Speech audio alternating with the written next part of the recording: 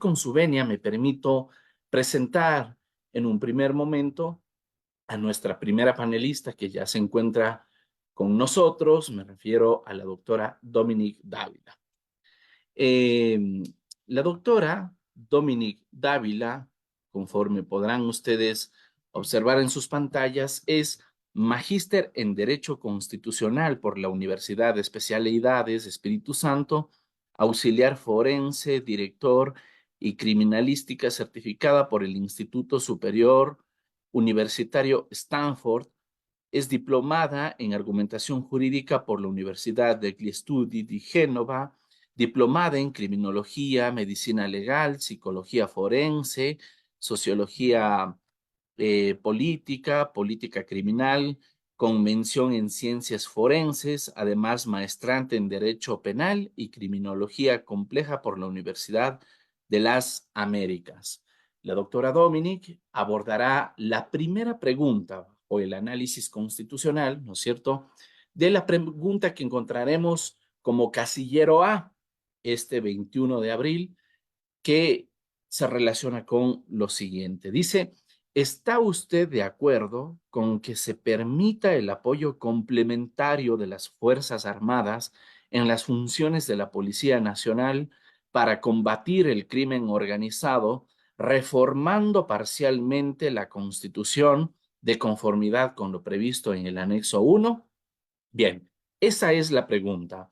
Vale decir también, apreciados participantes, que en sus correos electrónicos hemos compartido además el contenido de las preguntas y de sus anexos para que ustedes puedan conocerlo en detalle, sin perjuicio, obviamente, de todas las precisiones y aclaraciones que puedan formularnos el día de hoy nuestros panelistas. Así que, nada, sin más, eh, voy a ceder el uso de la voz a nuestra primera expositora, estimada doctora Dominic. Muy buenas tardes, bienvenida. Tiene el uso de la palabra y estamos aquí atentos para escuchar, pues, e informarnos sobre qué trata esta pregunta, cuáles son las implicaciones desde la Constitución, cuáles son los principales aspectos que son importantes que pueda conocer la ciudadanía para que pueda tomar una decisión objetiva. Muy buenas tardes, le cedo la palabra.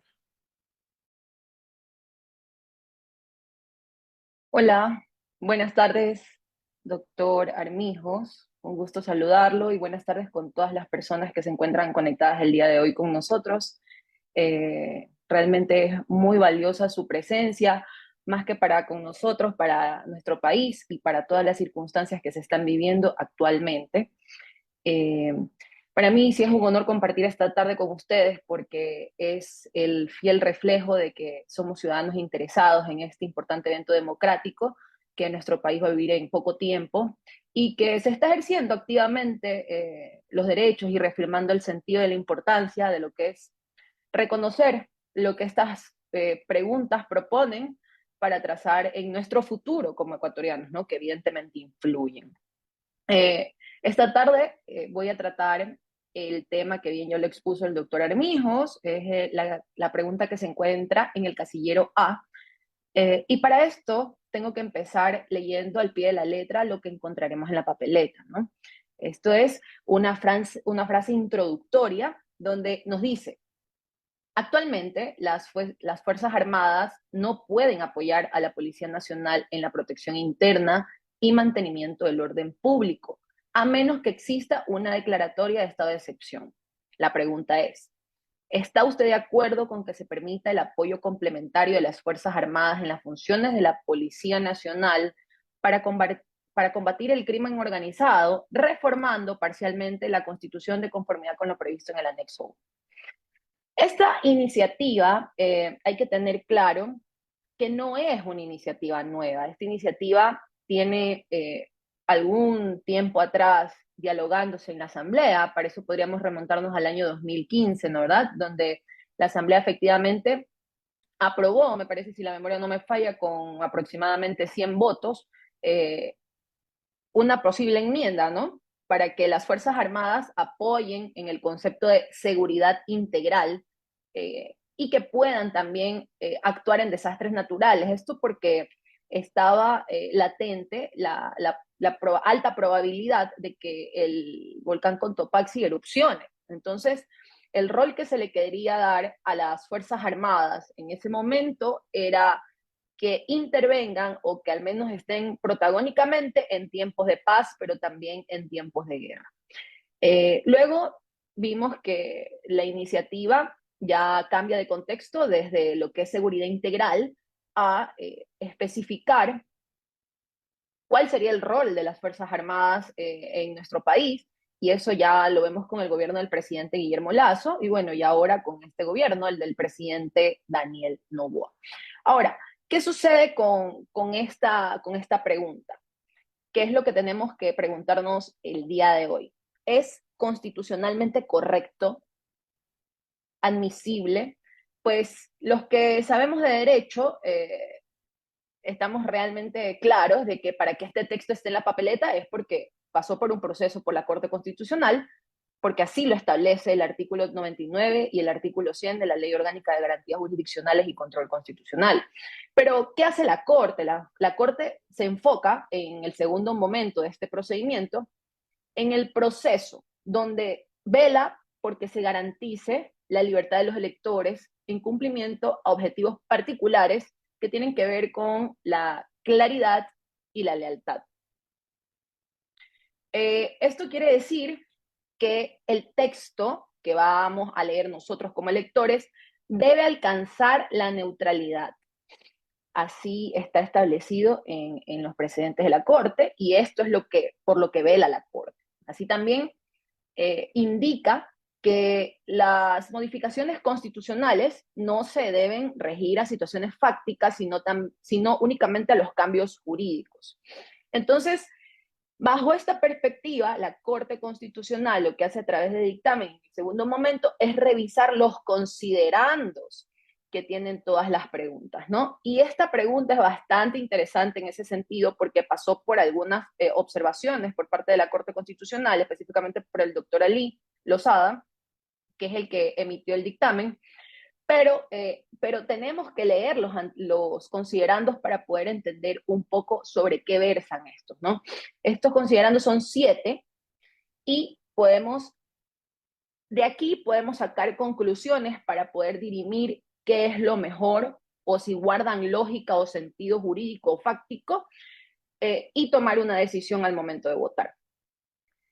Por ejemplo, en el considerando 1 se establece las diferencias sustanciales de cada institución. Me refiero a Policía Nacional y Fuerzas Armadas. Es decir, en el considerando 1 usted va a encontrar que la Policía Nacional se encarga de la protección interna y mantenimiento del orden, y que las Fuerzas Armadas se encargan de defender la soberanía y la integridad territorial. ¿Ya? Esa es la primera distinción que tenemos que tener clara y que está establecida. En el segundo considerando vamos a encontrar que actualmente solo se puede contar con el apoyo de las Fuerzas Armadas mediante estados de excepción. En la tercera vamos a encontrar que una de las razones, ¿no? Los considerandos, es que la existencia de grupos estructurados que actúan con el propósito de cometer delitos graves para así obtener beneficios económicos o materiales, perjudican y ponen en posición de víctima a los ecuatorianos. En el considerando 4 se dice, esta reforma es necesaria para nuestro país. ¿Por qué? Porque hay en Ecuador presencia de grupos criminales que no constituyen en algo excepcional, sino en algo que se ha convertido en cotidiano. Y luego dice, en el quinto, que los conflictos armados se han extendido a tal nivel que ingresan a las cárceles y se cometen delitos dentro de las cárceles con armas de fuego. En el sexto considerando nos dice que se requiere la implementación de estrategias estructurales para un problema generalizado y persistente. Y en el último, en el séptimo, se dice que el Sistema Interamericano de Derechos Humanos considera a la amenaza delincuencial como una razón legítima para que el Estado despliegue sus fuerzas. Entonces, ¿qué es lo que tenemos que empezar a hacer? Reflexionar sobre estos considerandos. Y a priori yo podría señalar una reflexión por cada uno de estos considerandos. Por ejemplo, siéntanse en la libertad, yo estoy leyendo el chat, ¿ok? Por ejemplo, en el considerando 1 nos dicen,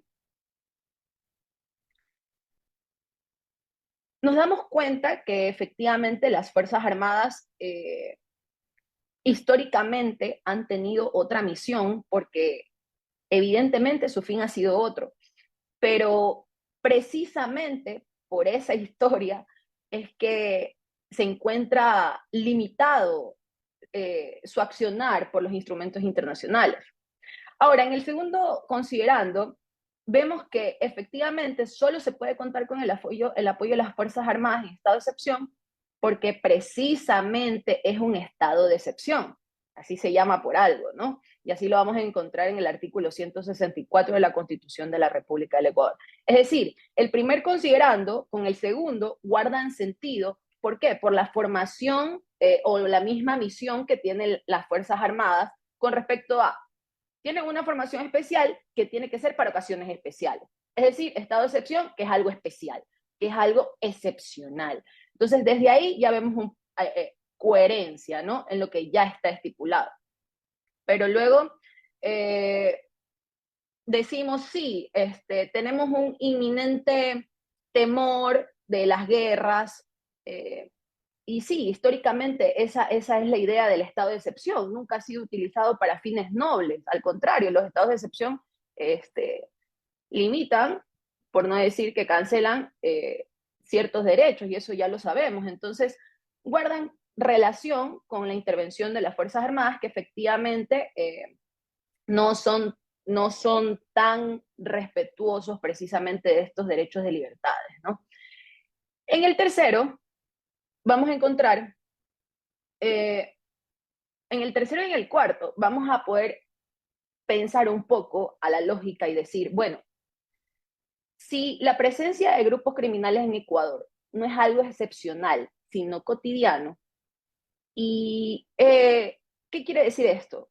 Que la reforma o la intervención de las Fuerzas Armadas no será excepcional, sino que posiblemente viviremos de decreto en decreto. Entonces, desde ahí ya vamos perdiendo un poco de lógica con respecto al fin y la forma. Porque si se quiere tener un apoyo complementario y si se dice que es de nuestra cotidianidad, tácitamente estamos hablando de otra cosa. También dice que hay conflictos armados dentro de las cárceles perpetrados con armas de fuego. La pregunta es, ¿cómo llegan esas armas adentro de los recintos penitenciarios? ¿Quién las ingresa? ¿Quiénes son las instituciones que velan por la integridad de esos centros, que son los que vulneran precisamente y que estemos en esta realidad, ¿no? Una realidad innegable. ¿Quiénes son? ¿La policía, las Fuerzas Armadas, los guías penitenciarios? Eso es una pregunta que el Estado está obligado a responder. Y que en el sexto podemos ver que dice que se requiere la implementación de estrategias estructurales para un problema generalizado y persistente. Volvemos a confundir la excepcionalidad con la cotidianidad y ahora agregándole una generalización y persistencia. Eso es gravísimo porque evidentemente reformar la Constitución podría ser considerado como una estrategia estructural. No creo, nos iríamos a la pregunta anterior, a la lógica anterior, que es, bueno, si hay ataques o conflictos armados dentro de las cárceles, es porque existen municiones dentro de las cárceles, ahí tenemos un problema estructural, ¿no? Entonces, evidentemente hay, en cuanto a la teoría y la realidad, una incongruencia donde incluso se finaliza diciendo que el objetivo principal de esta propuesta de reforma parcial es la protección de derechos humanos a través de mecanismos de protección que no dependan de declaratorias de emergencia. Volvemos a confundir la excepcionalidad con la cotidianidad y tácitamente estamos implementando una posible militarización gravísima. Entonces, estas son las pequeñas incongruencias, también consecuencias que se desprenden únicamente de los considerandos. Vamos a ver entonces cuál es el contenido de la propuesta, ¿no? Y esto es importante conocer porque lo que se pretende es añadir al artículo 158 de la Constitución un texto que evidentemente en la actualidad no consta, pero que se reduce en una hoja de ruta de procedimiento. ¿Cómo se solicita el apoyo? ¿Cuáles son las funciones? ¿Hacia qué delitos? ¿Cuáles son las excepcionalidades? ¿Cuánto tiempo durará este apoyo complementario? ¿Cuál será la responsabilidad ante posibles abusos? ¿Y qué deberían hacer las Fuerzas Armadas constantemente cuando esté implementándose este supuesto apoyo, ¿no? Vamos a ver. Evidentemente, el texto a añadir en el artículo 158 es bastante extenso, pero empieza diciendo que a fin de contar con el apoyo complementario de las Fuerzas Armadas a las funciones de la Policía Nacional, la o el presidente de la República, previo solicitud, paso 1, del comandante general de la policía. Es decir, el comandante solicitará al presidente. Estamos al revés. El ejecutivo, obviamente, por jerarquía, debería solicitarlo, pero bueno, es la comandancia la que lo va a hacer a través de una solicitud que convocará de manera inmediata al Consejo Nacional de Seguridad Pública y del Estado, o al organismo que haga sus veces, con la finalidad de realizar un informe motivado que establezca pertinencia, casos y el ámbito de actuación del apoyo complementario solicitado. Ok. El presidente de la República, con base en el informe emitido, suscribirá de forma inmediata el decreto ejecutivo disponiendo el apoyo complementario y subsidiario de las Fuerzas Armadas a la Policía Nacional, con sujeción de los principios de excepcionalidad, proporcionalidad y razonabilidad, así como a los estándares internacionales de derechos humanos de extraordinariedad, complementariedad, fiscalización y regulación. Las funciones de coordinación serán subordinadas a las disposiciones de la o el presidente de la República y se ceñirá a los delitos de narcotráfico, lavado de activos, tráfico de armas, tráfico de personas, terrorismo, minería legal, extorsión e intimidación y delincuencia organizada. De igual forma, el apoyo complementario podrá brindarse cuando exista conmoción interna en el sistema penitenciario.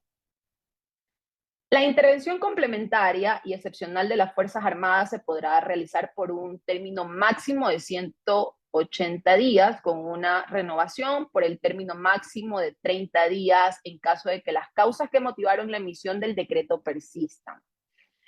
La o el presidente de la República, dentro del plazo de 24 horas siguientes a la suscripción del decreto ejecutivo, notificará a la Corte Constitucional y a la Asamblea para el correspondiente control constitucional y político posterior. Las autoridades, así como las servidoras y servidores públicos, serán responsables por cualquier abuso que hubieran cometido en el ejercicio de sus facultades y competencias durante la vigencia del apoyo excepcional, complementario, proporcional y fiscalizable de las Fuerzas Armadas a la Policía Nacional. Las servidoras y servidores de las Fuerzas Armadas y la Policía Nacional se formarán bajo los fundamentos de la democracia y de los derechos humanos y respetarán la dignidad y los derechos de las personas sin discriminación alguna, con apego irrestricto al ordenamiento jurídico. Es decir, nos trazan una hoja de ruta en la que primero sabemos que habrá una solicitud del comandante general de policía convocando al Consejo Nacional de Seguridad. Luego ellos habrán un informe motivado estableciendo la pertinencia, los casos, el ámbito de actuación para que luego el presidente suscriba el decreto. Y este decreto tiene que estar sujeto a principios de excepcionalidad, proporcionalidad y razonabilidad, respetando los estándares internacionales de derechos humanos, ¿no? Y luego estas funciones, ya aprobado el decreto, sus funciones dentro del ámbito de todo lo propuesto en el informe serán subordinadas a las disposiciones únicamente del presidente. Esto lo hacen ¿por qué? Porque efectivamente son dos instituciones que ninguna puede depender de la otra, ¿no? Evidentemente, ese es el juego del presidente ahí, el rol del presidente ahí, evitar este choque entre instituciones y que será destinada para delitos específicos, ¿no? Narcotráfico, lavado de activos, tráfico de armas, tráfico de personas, terrorismo, minería ilegal, extorsión e intimidación y delincuencia organizada. Pero aquí viene la excepcionalidad y dice, de igual forma, podrá brindarse cuando existe grave conmoción interna en el sistema penitenciario. ¿Cuánto tiempo dura esto? Bueno, se supone que máximo un término de 180 días y se podrá renovar por el término máximo de 30 días en el caso de que las causas que motivaron la emisión del decreto persistan. Evidentemente será así, ¿no? Y el tema de que la responsabilidad de los servidores públicos, existe una responsabilidad por cualquier abuso cometido en el ejercicio de sus facultades o competencias, no es nada nuevo, es algo que evidentemente todo funcionario público tiene la responsabilidad de hacerse cargo de todas sus funciones por acción u omisión, ¿no? Y se supone que se añade también el tema de la formación, en la que los servidores de las Fuerzas Armadas y la Policía Nacional se formarán bajo los fundamentos de la democracia, de derechos humanos, los instruirán en respetar la dignidad y los derechos de las personas sin discriminación alguna y con irrestricto apego a la ley. Ahora, Ecuador ya tiene un bagaje de, podríamos decir, de historia para poder comprender estos casos, y los invito, a los que no lo han leído, los invito a leer el caso Zambrano Vélez y otros versus Ecuador, que está en la Comisión de Derechos Humanos, para poder entender lo relevante que es darle este tipo de potestades a las Fuerzas Armadas. Así también preguntarnos, ya habiendo analizado los considerandos que efectivamente gozan de contradicciones, preguntarnos si realmente las Fuerzas Armadas pueden ejecutar acciones que apoyen a la seguridad integral del Estado, pero no desde la formación que ellos tienen, que es intervenir en escenarios bélicos y todo lo que se presupone, sino realmente en defensa de ideales e intereses de la sociedad, por el cual se procura, pues efectivamente, la protección territorial y del Estado en conjunto. Eh, Realmente las Fuerzas Armadas están listas para proteger al Estado de, o sea, a la sociedad civil, sobre todo, donde efectivamente se lo separa de la sociedad civil por lo mismo, por su efectiva formación, que es otra. Entonces, si me preguntan a mí, creo que es altamente probable que en algún momento, teniendo en cuenta que la situación del país es bastante compleja en este aspecto, eh, creo que las estrategias estructurales están mal direccionadas a la reforma constitucional, sino más bien a, primero, preguntarnos por qué estamos en esta crisis, que efectivamente, como bien lo desarrollan los considerandos, también hay influencia del crimen organizado internacional, pero no es menos cierto que cuando algo no está funcionando integralmente, existen estos vacíos. Entonces, hubiera sido, creo que más efectivo para el Estado cumplir con su fin último, que es garantizar la seguridad a través de la institución que le corresponde, que en este caso es Policía Nacional, e identificar cuáles son los problemas estructurales que amenazan esta institución para que realmente necesitemos el apoyo de las Fuerzas Armadas. Identificando esto, atacarlo de raíz, porque realmente dar paso a que las Fuerzas Armadas apoyen complementariamente en algo que ya es cotidiano y que está perennemente generalizado, es decir, estamos de acuerdo que perennemente las Fuerzas Armadas estén junto a nosotros. Y al estar al lado de la policía, evidentemente ya no estarán en los límites geográficos de nuestro país, sino que, bueno, fuera a verlos en los puertos, ¿no? Por ejemplo. Pero seguramente se cumplirían esas imágenes que andan rondando por ahí, donde quizás los tengamos al lado. y estemos en un inminente riesgo, ¿no? Entonces, pudo haber sido mejor direccionada, pero creo que el caso Zambrano versus Ecuador nos puede ayudar a tomar una decisión para ejercer nuestro derecho con nuestra mejor conciencia.